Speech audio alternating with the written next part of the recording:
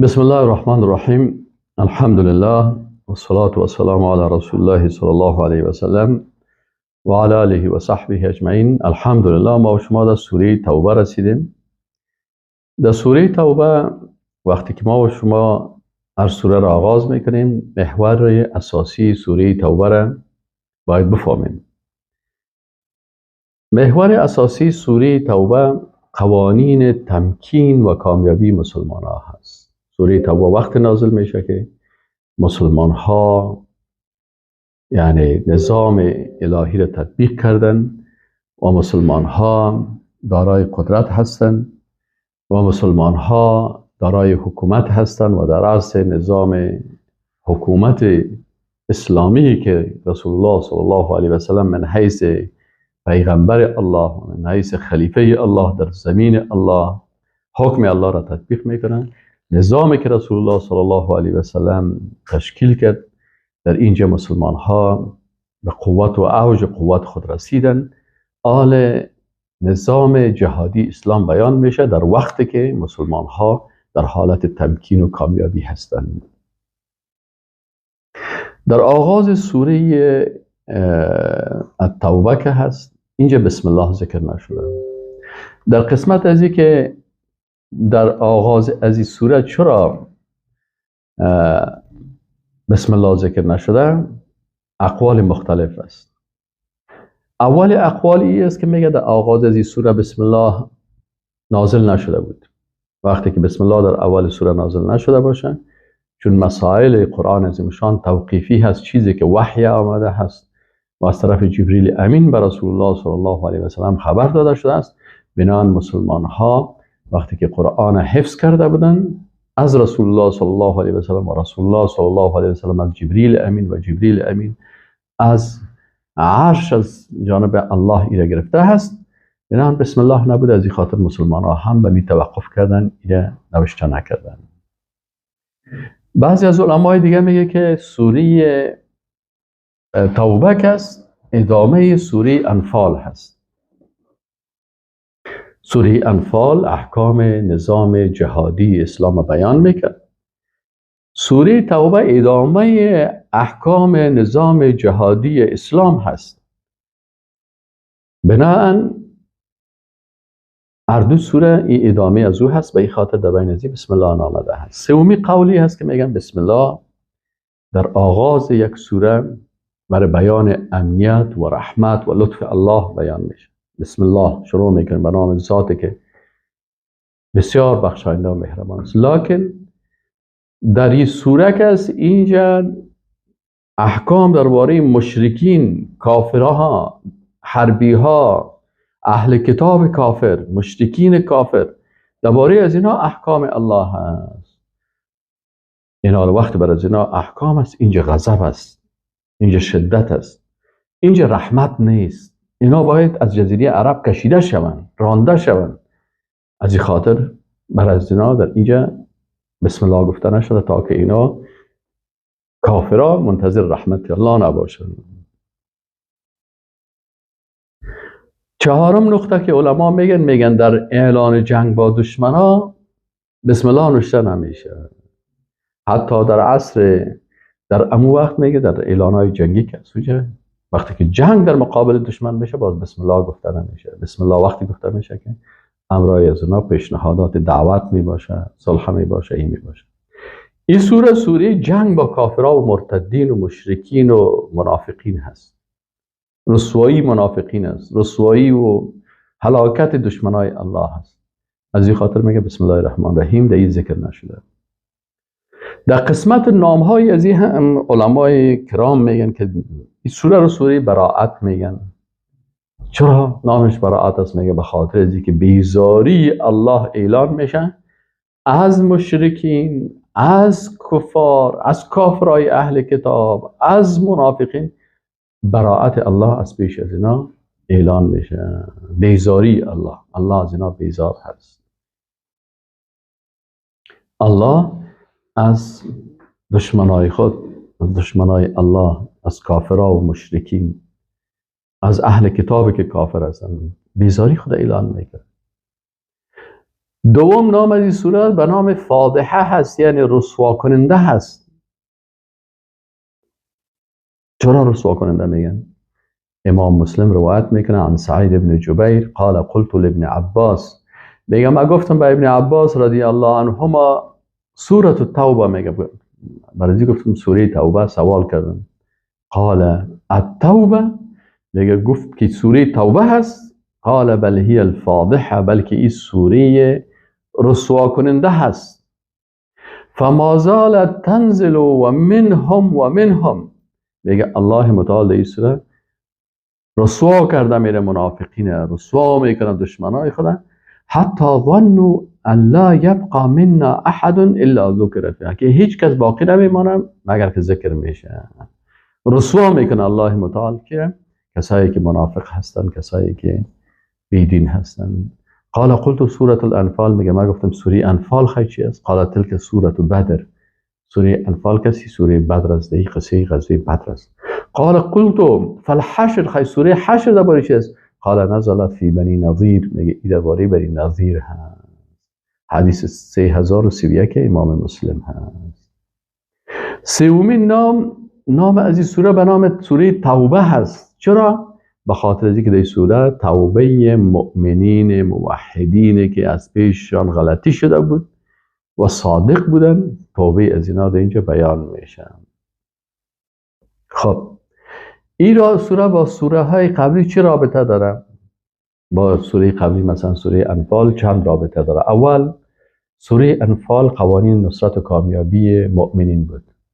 در سوره توبه قوانین نهایی نصرت است که تمکین و پیروزی مسلمان ها هست. دوم نقطه در سوره انفال قواعد جهاد بود. در سوره توبه اعلان جهاد است. اونجا قواعد جهاد بیان شد، اینجا اعلان جهاد است. بجنگید در مقابل از من. در سوره انفال حکم جهاد بیان شد. در سوره توبه گروه های معرفی میشه که امروز اونا جهاد میشه. در سوره انفال قتال بیان شد و در این صورت علت قتال بیان میشه. در سوره انفال با وجوب دوستی مؤمنان بیان شد که چی است؟ لوازم توحید است. سوره ختم شد که مؤمنان باید لوازم توحید بگیرن، بین هم دوستی داشته باشن. در سوره توبه قطع موالات کافران نازل میشه که اینجا باید شما آغاز سوره از دشمنی با کافران شروع میشه. ششمین نقطه هر دو سوره در مورد توحید در حکم تشریعی یعنی نظام جهادی اسلام هست. همچنان لوازم توحید که ولا و برا هست. در سوره توبه تفصیل بیشتر برای امور اجمالی است که در سوره انفال بود. در هر دو سوره در مورد جهاد فی سبیل الله هست. اساسات، قواعد و نظام جهادی اسلام بیان میکنه. علما میگن فیهما تقریر لاصول اسلامیه کثیره، میگه در هر دو سوره بسیاری از اساسات اسلامی زیاده اثبات میکنن. و دعوت الى تکوین المجتمع الاسلامی، میگه در هر دو سوره دعوت میشه به یک جامعه، ساختار جامعه اسلامی که المعتمد علی القوه، دارای قوت باشه. والاستعداد العسکری القائم علی الایمان، تو جامعه اسلامی که قوی باشه و استعداد نظامی قوی داشته باشه با ایمان و علم و طاعت و حرص به تحمل مسئولیت و محافظت بر امانت و اخلاص و مصرف مال فی سبیل الله و محاربه و جنگ نفاق و منافقین. این سوره مثل دیگه سوره ها مدنی هست، از این خاطر در زیاد بعضی آیاتش مکی هست، لکن سوره جمله سوره مدنی هست. در سوره توبه رابطه مسلمان با دشمنان در عصر نبوت بیان میشه که 3 طایفه بودن. طایفه مشرکین 2 قسم بودن. قسم اول مشرکینی بودن که احکام از بین بردن تعهدات به امرای زنا چی شدن که اونا به تعهدات خود وفا نکردن، اهل حرب شدن و برای اینا 4 ماه فرصت داده میشه که تا 4 ماه اینا فکر میکنن و 4 ماه بعد اینا باید از اینجا دیگه در جزیره نباشن. این کافرای چی هستن؟ حربی هستن. قسم دوم کافرای مشرکینی که به عهدشان وفا کرده بودن، معاهد هستن، بر از اینا تا زمان تکمیل عهدشان وقت داده میشن. و دیگه اهل کتاب است که اینا عهد خود شکستاندن و علامات قوی به بود که آنان در راه خیانت و شکستاندن معاهدات بود. دیگه منافقین هستن که در این سوره رسوا شدن. در این سوره به چندین بحث تقسیم میشه که بحث اولش جهاد قتالی با مشرکین و انتهای شرک در جزیره عرب است که از آیت اول تا آیت 28 این احکام بیان میشه. مطلب اول اقسام مشرکین است که مشرکین چند قسمه هستند. قسم اول مشرکین حربی هستند. مشرکین حربی کسایی هستند که عهد خود شکستاندن و اینا در حرب و جنگ با مسلمان ها هستند. در مورد از اینا دو حکم میایه. اول حکم براءت میایه. براءت چی معنی که یعنی تمامی معاهدات، ذمه، امنیت، روابط با امرای اینا قطع میشن. چرا اینا کافرای حربی هستن. الله متعال میگه براءت من الله و رسوله. براءت است از جانب الله و رسولش الی الذین عاهدتم من المشرکین، به کسایی که شما معاهده کرده بودین با مشرکین ولی اونا عهد خود شکستاندن، پس به کافر حربی مبدل شدن. از این خاطر اینا الله و رسولش از اینا چی است؟ بیزار هست. بر از اینا چه وقت است؟ 4 ماه. حکم دومی فرصت 4 ماه هست. دایی درباره ایمان خود فکر میکنن و تصمیم نهایی خود میگن. فسیحوا فی الارض 4 اشهر، شما در سرزمین 4 ماه چی کنین؟ بگردید. و علموا و بدانید که انکم غیر معجز الله، که شما الله را عاجز کردن نمیتونید. و ان الله مخزی الکافرین، الله کافرها را ذلیل میسازد. در اینجا دو شبهه هم رد شد. اینا فکر میکردن که یعنی شاید این وقت بر ما دادن به خاطر عاجزی. الله گفت که غیر معجز الله، شما الله را عاجز کردن نمیتونید. اینا گفتن که شاید اینا مردمای خوب باشن، شاید بر از اینا یک عزت داده شده که 4 ماه وقت داده شده. میگه نه، این مهلت برای عزت دادن نیست. و ان الله مخزی الکافرین. اعلان براءت بر از اینا به اعلان شد که و اذان من الله، و اعلان است از جانب الله و رسوله و رسولش الی الناس یوم الحج الاکبر، در روز حج اکبر. حج اکبر کدام یکیست؟ یکی حج اصغر است که عمره هست و یکی حج اکبر است که حج فرضی هست. در حج فرضی این اعلان شد که ان الله بریء من المشرکین، الله بیزار است از مشرکین و رسوله و رسولش همچنان بیزار است از مشرکان. و این تبتم، پس اگر شما توبه کردین از کفرتان، از شرکتان، از بی‌اطاعتیتان، فهو خیر لکم، این بهتر است بر شما. و این تولیتم، و اگر رو گشتاندین، فاعلموا بدانید که انکم غیر معجز الله، که شما الله را عاجز کرده نمیتونین. و بشر الذین کفروا بعذاب علیم، و کافرها را بشارت بده به عذاب بسیار دردناک. امام بخاری رحمه الله میگه که عن ابی هریره، میگه ابو هریره رضی الله تعالی عنه میگه که بعثنی ابو بکر فی تلک الحج، میگه مرا روان کرد ابو بکر صدیق دمی حج، فی مؤذنین یوم النحر، در 2 اعلان، که 2 اعلان باید بکنم. تؤذن به منی، یک اعلان بکو در منی، ان لا یحج بعد العام مشرک، بعد از امسال دیگه مشرک حج کردن نمیتونه. سابق مشرکین میامدن با بسیار بی‌حیایی، ولا یطوف بالبیت عریان، هیچ کسی حق ندارن که برهنه به بیت الله شریف طواف بکنن. ثم اردف رسول الله صلی الله علیه و سلم علیا، میگه باز بعد از رسول الله صلی الله علیه و سلم علی رضی الله تعالی عنه را فرستاد، فامره ان یؤذن ببراءه، میگه برازی امر کرد که اعلان براءت الله و رسولش از مشرکین، از کافر، از اهل کتاب بیدین، از اینا اعلان بکنه. قال فاذن معنا علی فی اهل منی یوم النحر، میگه علی رضی الله تعالی عنه به امرای من اعلان کرد به اهل منی در روز قربان، در روز عید قربان، لا یحج بعد العام مشرک، بعد از این سال دیگه مشرک نمیتونه که در حج بیاید. ولا یطوف بالبیت عریان، در بیت الله کسی برهنه هم طواف کرده نمیتونه. این وقت است که مسلمان ها نظام دارن و نظام اسلامی که رسول الله صلی الله علیه و سلم این حکومت و این نظام ساخته هست، این به اوج قوت خود رسیدن. این جزای چی بود؟ اعلان برای مشرکین حربی بود، عهد شکنا. قسم دوم مشرکین معاهد بود. این مشرکی هستن که بعد از برازوا زمان مدت عهد فرصت داده میشه بیشتر از 4 ماه تا هر وقتی که با دو شرط که اینا خلاف عهد نکنن و با محاربین همدست نشن. الا الذين عاهدتم، مگر کسانی که امرای از اونا معاهده کردین، من المشرکین، از مشرکان، ثم لم ينقصوكم شیئا، پس اونا در امو عهد خود چیزی را نقصان نآوردن، ولم یظاهروا علیکم، و اینا همکاری هم نکردن بر ضد شما با دیگه کافران احدا، هیچ چکی را. فاتموا الیهم عهدهم، حکم از اینا چی است؟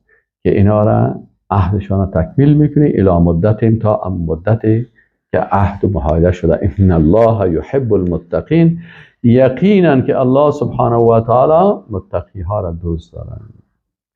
آل حکم مشرکان حربی را چی میگه؟ میگه فاذا انسلخ الاشهر الحرم، وقتی که 4 ماه حرام که بر از اونا وقت داده شده هست این ختم شوه، فاقتلوا المشرکین حیث وجدتموهم، هر جایی که مشرکای حربی را گیر کردین اینا را به قتل برسانین، و خذوهم، اینا را مؤاخذه بکنین، بگیرینشان، و احصروهم، محاصرهشان بکنین، و قعدوا لهم کل مرصد، در هر جای بر از اینا کمین بگیرین، در ترصدشان باشین.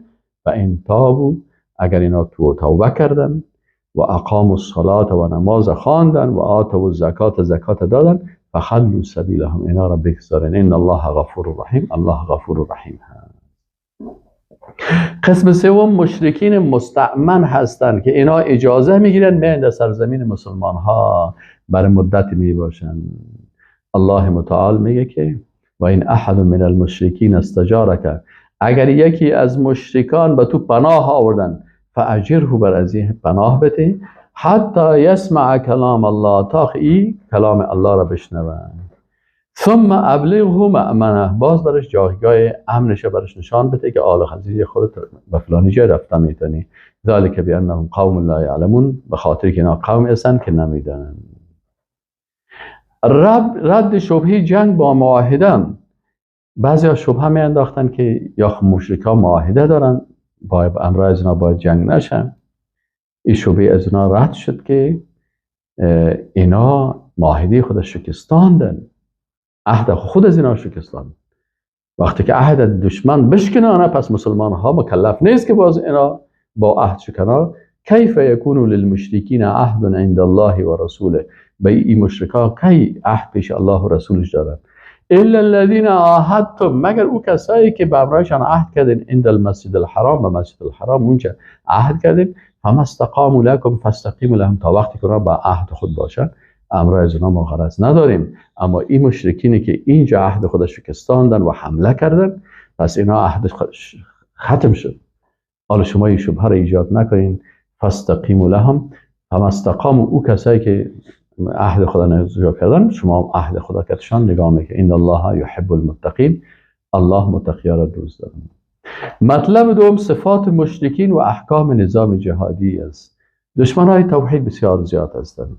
کافر دشمن توحید است، مشرک دشمن توحید است، منافق دشمن توحید است، مرتد دشمن توحید است، زندیق دشمن توحید است، بدعتی ها دشمن توحید هستند. دیگه دشمنای توحید زیاد هستند.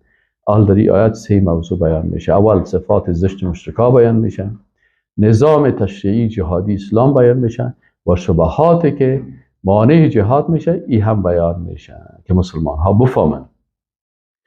اول صفت زشت مشرکا بیان میشه، میگه کیف و ان یظهروا علیکم، این مشرکایی که شما برای اینا دلسوزی میکنین، این مشرکایی هستن که اگر اینا قدرت پیدا کنن بالای شما، لا یرقب فیکم الا ولا ذمه، این سر شما هیچ نه خویشاوندی را مراعات میکنن و نه هم تعهدات، هیچ چیز مراعات نمیکنن.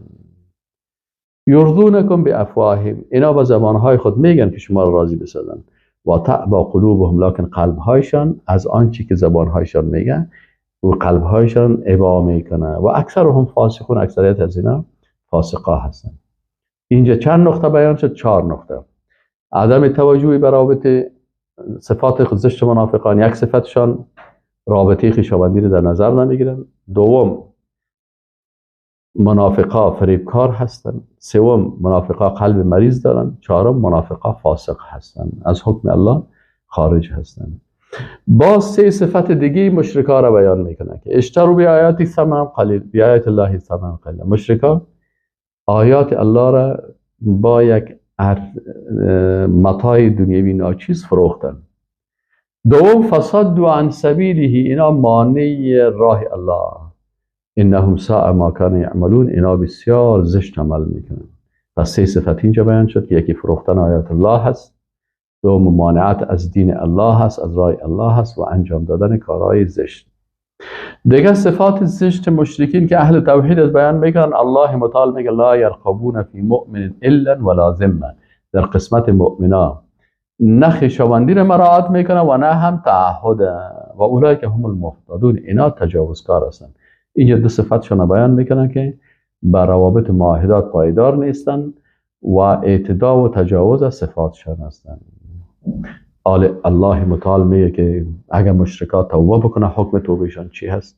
فان تابوا، اگر توبه کردن و اقاموا الصلاه، نماز ادا کردن، و آتوا الزکات، زکات دادن، فاخوانکم فی الدین، برادرتان در دین میگن. ما که یک کس به خاطر شخصش دشمنی نداریم، وقتی که این توبه کرد، ایمان آورد، نماز خواند، زکات داد، برادر ما هست.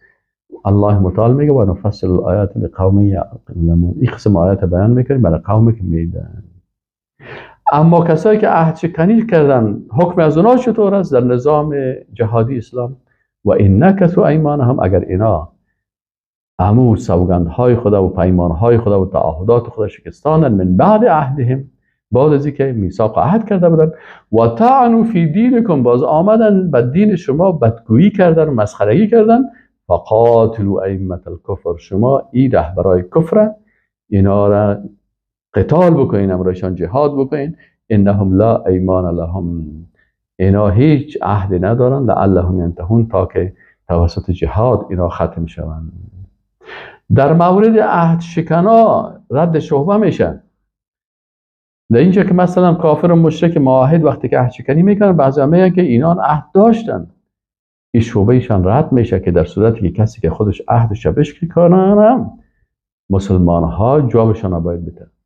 الا تقاتلون قوما نکثوا ایمانهم، شما چرا جهاد نمیکنید به امرای قومی که اونا امو عهد خودش شکستاندن؟ الوقت که عهد خودش شکستاندن دیگه شما باید امرایشان جهاد بکنین. و همو به اخراج الرسول، عهد شکستاندن و کوشش کردن که چی کنن؟ تصمیم گرفتن که رسول الله صلی الله علیه و سلم خارج بکنن. و هم بدؤکم اول مره، اول حمله را اونا کردن. اتخشونهم، شما از اونا میترسین؟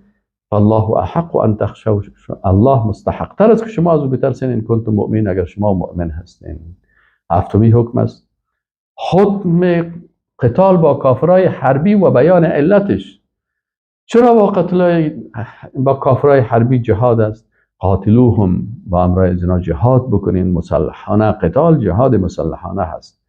یعذبهم الله بایدیکم، الله اینا را به دستای شما تعذیب میکنن، و یخزهم، و اینا را ذلیل میسازن، و ینصرکم علیهم، شما را نصرت میکنه بالایشان، و یشفی صدور قوم مؤمنین، همین سینه های مؤمنا را او را شفا میده. چه قسم که اینا بسیار مسلمان ها را دلایشان دلکفک میگن، بسیار مسلمان ها را اذیت کرده بودن، دل مسلمان ها سر از اینا بسیار پخته بود.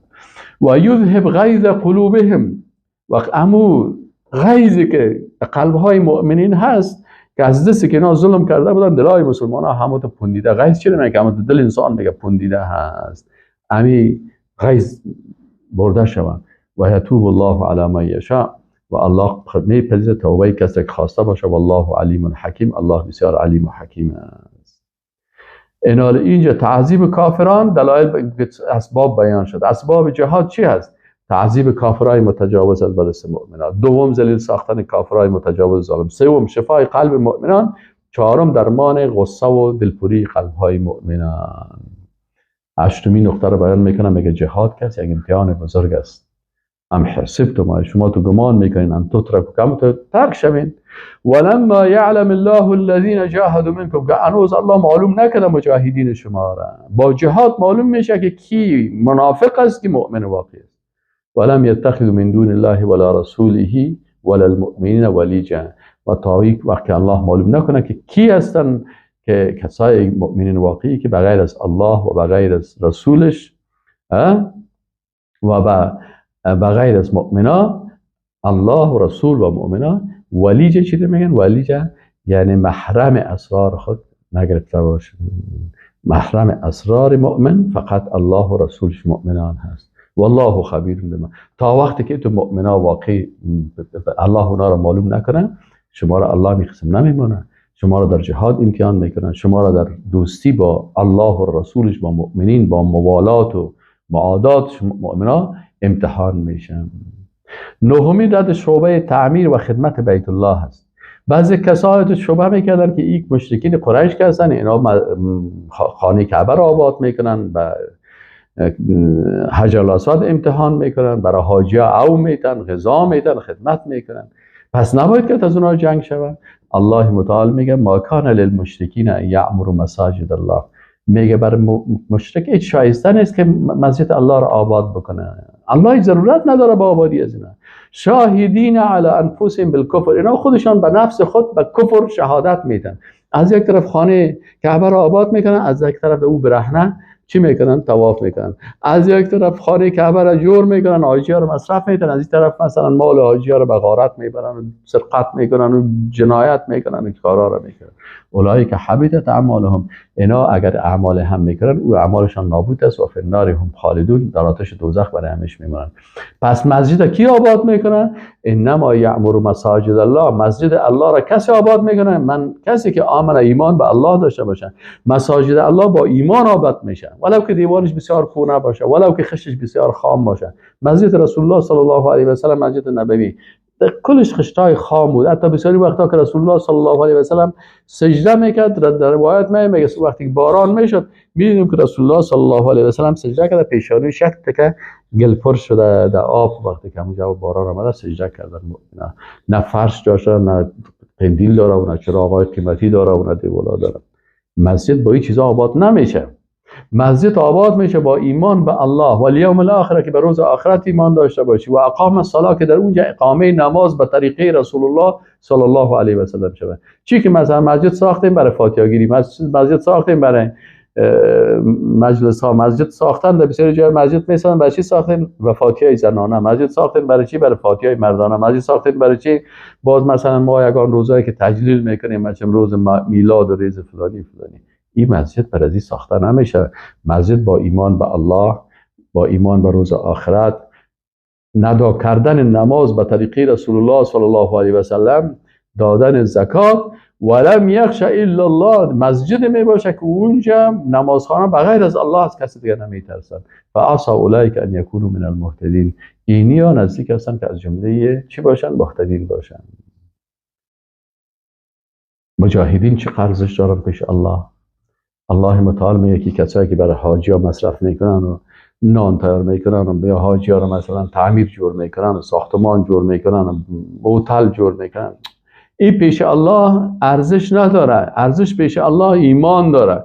اجعلتم، میگه آیا شما گشتن سقایت الحاج، آب دادن و غذا دادن برای حاجی ها و عمارت المسجد الحرام، ساختن تعمیر مادی مسجد الحرام، مثل از این ساختیم که من آمن بالله والیوم الاخر و جاهد فی سبیل الله. آیا او کسایی که او کارا رو میکنن که مسجد جور میکنن یک لقمه برای حاجی ها میتن، آیا این مساوی میشه به امرای کسی که ایمان به الله داره، به روز قیامت ایمان داره و جهاد فی سبیل الله میکنه؟ لا یستوون عند الله. پیش الله یا مساوی نیستن. والله لا یهدی القوم الظالمین. الله قوم ظالما را هدایت نمیکنه. 11 درجه مهاجرین و مجاهدین میگن الذين آمنوا، کسانی که ایمان آوردن و هاجروا و هجرت کردن و جاهدوا و جهاد کردن فی سبیل الله، در راه الله، باموالهم و انفسهم، اعظم درجه عند الله. پیش الله اینا بسیار درجات عالی دارن. و اولئک هم الفائزون. اینیا کامیاب هستند. کی کامیاب است پیش الله؟ ایمان داشت، هجرت کرد، جهاد کرد با مال خود و نفس خود. این درجه بسیار عالی پیش الله دارن و اینا کامیاب هستند. و در آخرت بر از اینا چی داده میشه؟ یبشرهم، الله متعال میگه بر از این مهاجرین مجاهد بشارت میده ربشان. اول رحمت، برحمت منه، اینا در رحمت الله هستند و رضوان در رضایت الله هستند. سبحان الله. این دو مقام.